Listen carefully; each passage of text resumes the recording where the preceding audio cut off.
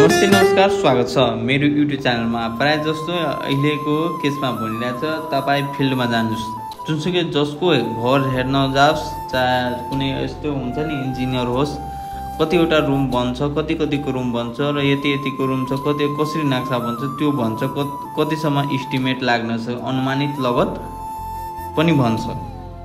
बुझ्नुभयो? भनेपछि अब फिल्डमा गएपछि कसरी निकाल्ने? अब धेरै जस्तो अलमलमा हुनुहुन्छ हैन, अलमलमा नपढ्नुस्, किनकि हेर्दै हुन्छ www.civilconcept.com मा तपाईँ सर्च गर्ने, यहाँ हेर्दै हुन्छ। मैले अब सिम्पल ट्रिक हेराइरहेको छु हैन, यहाँ गएर यति मैले हेरिरहेको छु, यसमा लगइन गर्ने, त्यसपछि आइरहेछ, यहाँ हेर्दै हुन्छ तल यहाँ प्राय जस्तो धेरै एप्स पनि छ हैन। सिभिल मैले लिंकमा पनि डिस्क्रिप्सनमा पनि दिइसकेको छु हैन, तपाईँ डिस्क्रिप्सन बक्समा एकैचोटि खोल्न सक्नुहुन्छ।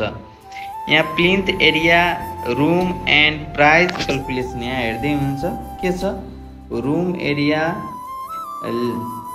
Plinth area room and calculation हैन। यो अहिले फ्री छ, प्रो छ हैन, प्रो भर्जनमा छ, आइरहेछ अहिले नेपालको केसमा अहिले फ्री चलिरहेछ योमा। अब यसलाई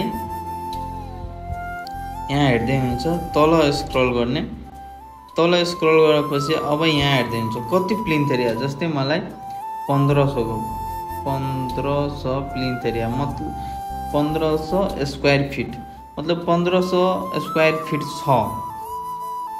1500 स्क्वायर फिट जतिमा अब हुन्छ नि, जतिमा घर बनाउन चाहनुहुन्छ भने त्यतिको स्क्वायर फिट यति छ 1500, न त मैले 2000 राखिरहेको छु, ठिक छ, 2000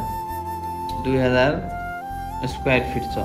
अब सिलेक्सन अफ कन्ट्री, अब कुन कन्ट्री, नेपालमा हो, नेपालमा दिने, बुझ्नुभयो?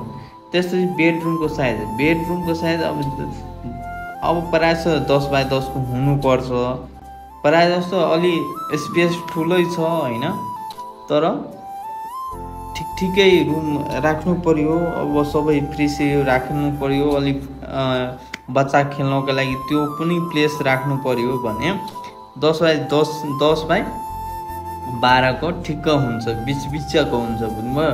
त्यसपछि किचन साइज अब धेरैको हैन, धेरै स्पेस छ भने धेरैको राख्ने, अब थोरै स्पेस छ भने थोरै राख्ने, किनकि 10 बाई 8 को हुनुपर्छ, त्यसको स्पेस हुनुपर्छ हैन, 10 बाई 8 को राख्नु, किनकि स्पेस अलिक त्यो बनाउनुहुन्छ। त्यसको मतलब भर्याङ हुन्छ नि, स्ट्रेचर भन्छ, स्ट्रेचर केसको स्ट्रेचर कस्तो राख्नु पर्यो, अलिक प्लेस राख्नु पर्ने भन्ने राम्रो, अलि ठुलो खालको राख्नु भन्ने ठिकै हुन्छ, तर नभयो भने 7 बाई 11 को हुनुपर्छ, बुझ्नुभयो? त्यसपछि मैले 10 बाई 12 को मैले 7 बाई 12 को मैले राखिसकेँ। त्यसपछि लिभिङ रुम यहाँ धेरै जसो छ हैन, लिभिङ रुम अब 15 बाई 18 को राख्दा पनि हुन्छ, ठुलो स्पेस छ भने, न त बिचको मैले बिचको अब बिच ठिकै स्पेस छ। अब यसमा कतिवटा रुम भन्छ हैन, टक्कै यहाँ क्याल्कुलेसन छ हैन, क्याल्कुलेट गर्ने यहाँ हेर्दै हुन्छ। अब यसमा कतिवटा रुम भन्छ, मैले 10 वटा रुम भन्यो हैन, 10 वटा रुम, एउटा किचन हैन, एउटा बाथरुम, लिभिङ रुम र यति। यसको लगभग अनुमान लागत यसको 300 स्क्वायर फिट हो हैन, त्यसको अनुमान लागत फिल्डमा गएर यसै गरेर फिल्डमा निकाल्न सकिन्छ।